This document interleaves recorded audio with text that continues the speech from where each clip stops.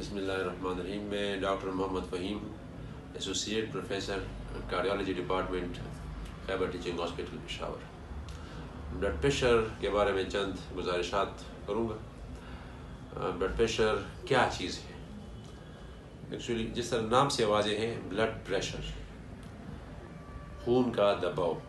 Blood pressure खून का वो दबाव जो रगों में पैदा होता है दिल की हर धड़कन के साथ, क्योंकि हमारा दिल एक पंप की मानंद है और मुसलसल खून को पंप कर रहा है। तो दिल की हर धड़कन के साथ जब खून रगों में पहुंचता है और वहाँ पर एक ख़ास प्रेशर पैदा करता है, उसको ब्लड प्रेशर कहते हैं। इसका नॉर्मल लेवल 120/80 है। 120 को हम सिस्टोलिक कहते हैं और 80 को डायस्टोलिक। ऊपर वाला हिस्सा सिस्टोलिक, नीचे वाला डायस्टोलिक। ये 120/80 से ज़्यादा हो जाए तो फिर ये ब्लड प्रेशर आहिस्ता आहिस्ता इसको एबनॉर्मल होता है। लेकिन जब 140/90 से भी क्रॉस कर जाए तो फिर दवाइयाँ लेना ज़रूरी हो जाती है। कितने फ़ीसद लोगों को ब्लड प्रेशर है हमारे पॉपुलेशन में? तो एक अंदाज़े के मुताबिक जितनी भी स्टडीज़ हुई है पाकिस्तान में, स्टेटिस्टिक्स, तकरीबन 20% लोग, यानी हर चौथा या पाँचवां शख्स ब्लड प्रेशर के मर्ज़ में मुब्तला है और हाई ब्लड प्रेशर उसको है। इन अफराद में तकरीबन आधे लोगों को पता भी नहीं कि हमारा ब्लड प्रेशर है। सिर्फ आधे लोगों को पता है, 50%। और उन आधे लोगों में भी कुछ लोग रेगुलर दवाइयाँ ले रहे हैं और कुछ बिल्कुल इरेगुलर दवाइयाँ या सिरे से दवाइयाँ ही नहीं ले रहे। तो ये स्टेटिस्टिक बड़ी अलार्मिंग है, क्योंकि ब्लड प्रेशर एक खामोश कातिल है, इसकी कुछ ख़ास अलामत नहीं होती, तो लोग उसको इग्नोर करते हैं। सिर्फ 10% लोगों में ब्लड प्रेशर की वजह से गुस्सा आना, चिड़चिड़ापन, सर में दर्द, दिल घबराना, दिल की धड़कन तेज़ होना या सीने में दर्द, इस तरह उमूमी अलामत होती हैं। बेख्वाबी, नींद का ना आना। लेकिन 90% लोगों में ब्लड प्रेशर की अलामत नहीं होती, तो इसलिए लोग उसको इग्नोर करते हैं, चलते हैं फिरते हैं और ज़रूरत महसूस नहीं करते कि हम कोई दवाई लें, क्योंकि दवाई हम लोग तभी लेते हैं जब कोई प्रॉब्लम हो, कोई सिम्टम्स हो। तो इसकी अलामत नहीं होती तो लोग इसको दवाइयाँ, ज़्यादातर लोग दवाइयाँ इरेगुलर ले रहे होते हैं या उस वक्त लेते हैं जब उनका ब्लड प्रेशर हाई हो जाए, जो कि बिल्कुल गलत वो है, हैबिट है। क्यों होता है?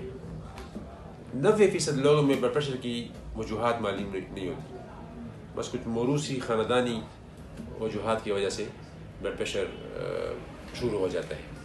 30-40 साल की उम्र में इस तरह आहिस्ता शुरू होती है, फिर 50 साल के बाद उनको ज़्यादा ब्लड प्रेशर होता है।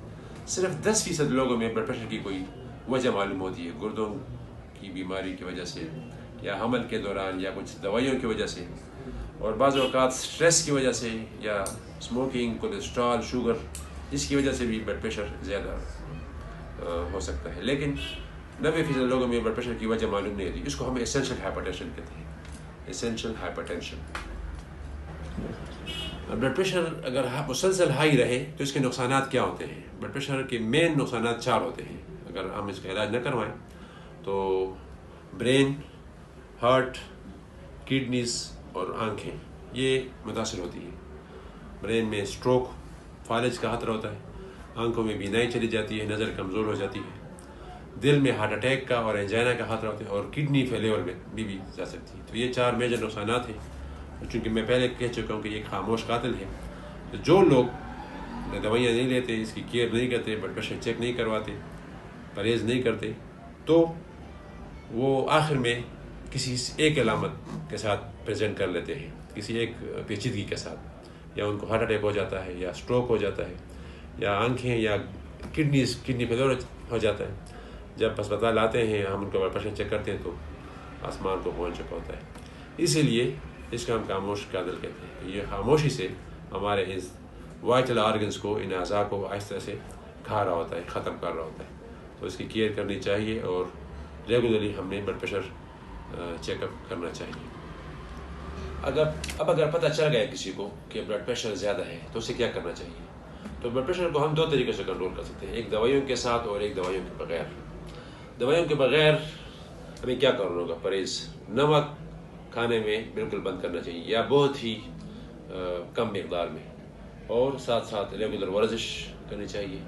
वज़न ज़्यादा है तो वज़न कम करने के लिए स्ट्रेटजी अपनाएं, शुगर को अपने कंट्रोल रखें, और घी, गोश्त, ये चिकनाइयों वाली चीज़ें, इससे परहेज़ करें, और اسٹریس آج کل معاشرے میں اسٹریس ایک بہت زیادہ کامن فیکٹر ہے، کیونکہ مصنوعی زندگی اور ہم ویسٹرن زندگی کو اپنا رہے ہیں، اپنی کلچر چھوڑ رہے ہیں، اپنی پیزاز اور جنک فوڈز اور یہ چیزیں زیادہ ہو رہی ہیں، تو ہمیں بلڈ پریشر کا اسٹریس ہے جو کہ آج کل ہمارے معاشرے میں اسٹریس، ہر قسم کا اسٹریس، بچوں کا اسٹریس، رزق کا اسٹریس، مصنوعی زندگی، خواہشات، دین سے دوری، یہ سارے اسٹریس کو کاز کرتے ہیں، تو ہمیں اسٹریس کنٹرول کرنا ہوگا، اور اسٹریس کی وجہ سے بلڈ پریشر زیادہ ہوتا ہے، تو یہ آخری فیکٹر ہے جس کو ہم نے کنٹرول کرنا ہوگا۔ اور اگر ان نان فارماکولوجیکل جو اسٹریٹجیز ہیں جو میں نے ذکر کی، اگر ان سے بھی پھر بلڈ پریشر کنٹرول نہ ہو تو پھر ہمیں دوائی کا استعمال ضرور لینا چاہیے۔ پھر ہمارے ساتھ دوائیوں میں مختلف گروپس ہیں، ایسین انہیبیٹرز، بیٹا بلاکرز، کیلشیم چینل بلاکرز، ڈائیورٹکس۔ تو ڈاکٹر صاحب آپ کی عمر کے مطابق آپ کے ساتھ جو کوموربیڈیٹیز ہیں، ساتھ مطلب شوگر ہے یا ایسما ہے یا جو بھی کوموربیڈیٹیز ہے، اس کے مطابق آپ کو دوائی پرسکرائب کر لیتے ہیں کہ وہ آپ نے ریگولر لینی ہے، کیونکہ نئی دوائی ڈاکٹر صاحب نے شروع کر لی تو وہ 5 6 7 دن بعد، ہفتے بعد وہ کام شروع کر دی، تو آپ نے ڈیلی بلڈ پریشر چیک کرنا ہوگا اور دوائیوں کے ایفیکٹ کو ویٹ کرنا ہوگا۔ اور دوائیاں لانگ ٹرم دوائیاں ہیں، عموماً دوائیاں بلڈ پریشر کبھی کبھی ختم ہو جاتا ہے، جیسے کہ پریگننسی یا کوئی اس طرح ریورسیبل کاز ہے تو وہ کاز ہم ٹریٹ کر لیتے ہیں تو بلڈ پریشر ختم ہو جاتا ہے، لیکن عموماً یہ لائف لانگ دوائیاں لینی پڑتی ہیں، بلڈ پریشر جڑ سے ختم نہیں ہوتا، اس کو کنٹرول کرنا پڑتا ہے۔